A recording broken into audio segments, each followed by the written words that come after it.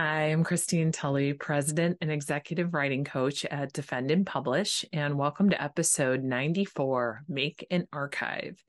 I was listening to one of my podcasts about productivity earlier today, and I heard a great piece of advice that just clarified a million things for me, and I'm going to demonstrate to you how I used it live in action. So our audio listeners, I will make sure that I describe what I'm doing, but I definitely think you could get this concept without seeing it. And of course, if you're on YouTube, you'll get to see it live.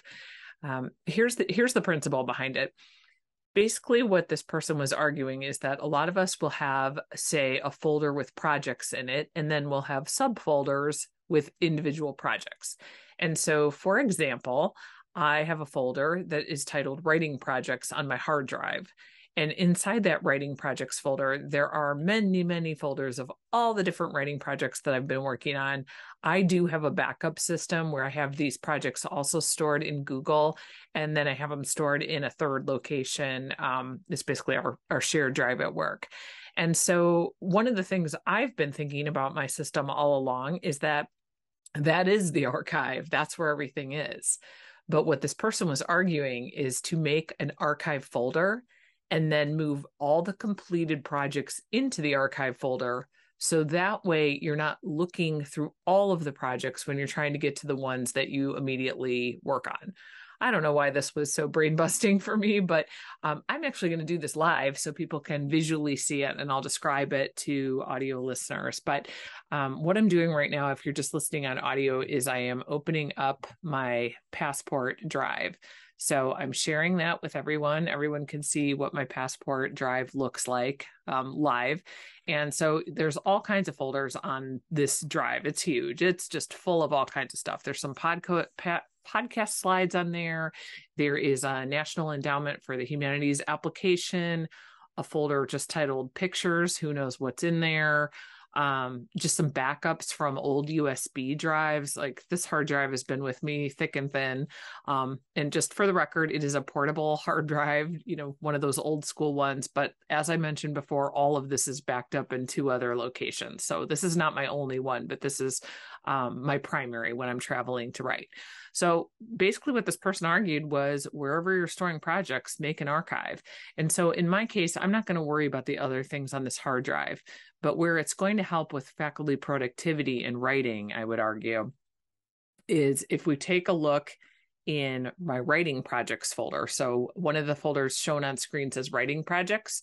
If I just open that up, I can see in there, I don't know how many folders are in here. I don't want to scan through all of them, but I would estimate there are probably as many as maybe 120 separate writing project folders, because I consider writing projects also different conference presentations, edited collection chapters. Sometimes it's the like your bio and your description of your research for various research talks, my CVs in here. So, these are all what I consider writing projects, at least in my mind.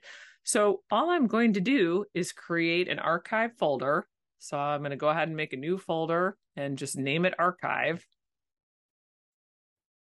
And all I'm going to do from that point on, so my archive now, the other thing I like about it is that the archive folder, because it starts with A, it's near the top. In my case, it is at the top of my writing projects folder, but you could also give it a number, so it's always at the top, like a 0 or a 1, and stick it there. And then all I'm going to do is take projects that I know are finished and move them in there. So that way, when I open my writing projects folder, I'm not going to worry about all this other stuff to wade through to find something. So at the moment, I'm finishing some revisions on one of my book 2 projects, but I also have a book 3, I have a book 4, I have all kinds of other things going on in there. And so I'm just going to grab a couple of things and move them in there.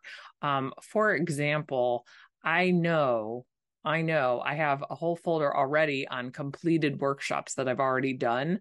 At some point, I think I thought of the idea of an archive, but just never carried it off. So I'm going to grab that completed workshops folder and drop it into the archive. I'm also going to drop in, oops, Oh, this one actually is open. That's funny to try to do this live.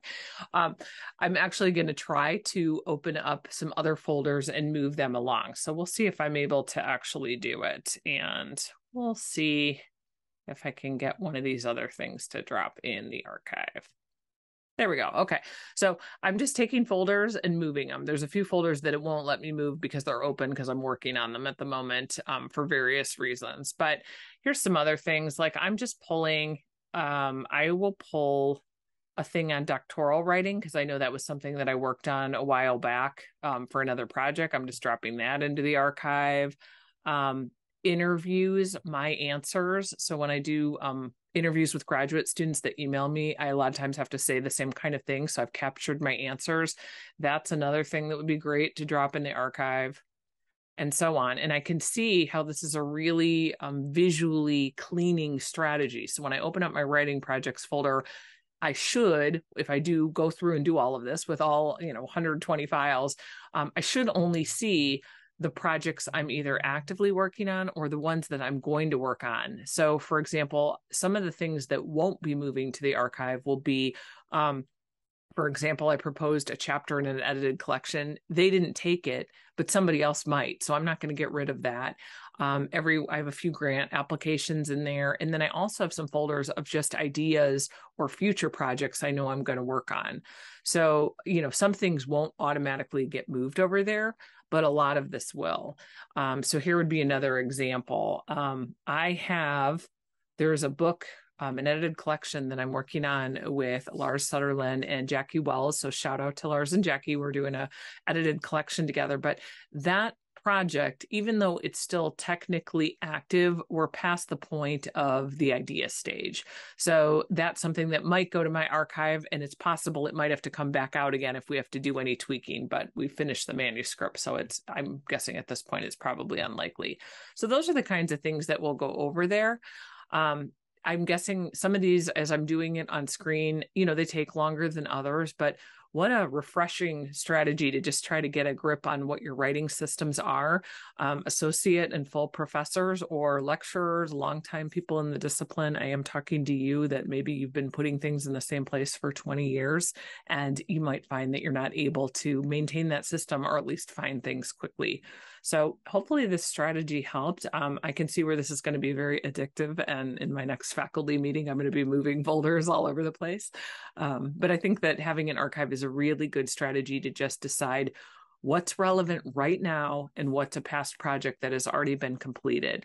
So I'd encourage everyone to think about making an archive folder for your writing projects. I can see where this strategy is really useful for teaching. I know I've done this with teaching folders before where I'll say something like past writing courses or old syllabi of folders within folders, but I really like the idea of having just a straight up archive folder across the board in service, in writing projects, in teaching, in all those areas, because I think that way I know every time where to look. If I need something that I used a long time ago for some reason, I have it, but it's not something I'm actively working with every day. And if I name it archive across the board, I know that's the place to look. So hopefully this is a good strategy for you. I had to stop and scribble this down on a piece of paper. I was driving when I listened to it on a podcast and my mind was blown because I'm like, this is clean. It's easy. It's not difficult. It's something that can be maintained. And at Defend and Publish, we're always looking for those sustainable writing strategies. So if you're interested in working with us, we do individual consultations. If you want to try us out for one of those free ones, we're at defendandpublish.com. Check out the little link on the website to sign up for one of those, and subscribe to our podcast if you have a second. So we always appreciate extra listeners. Thanks and happy writing.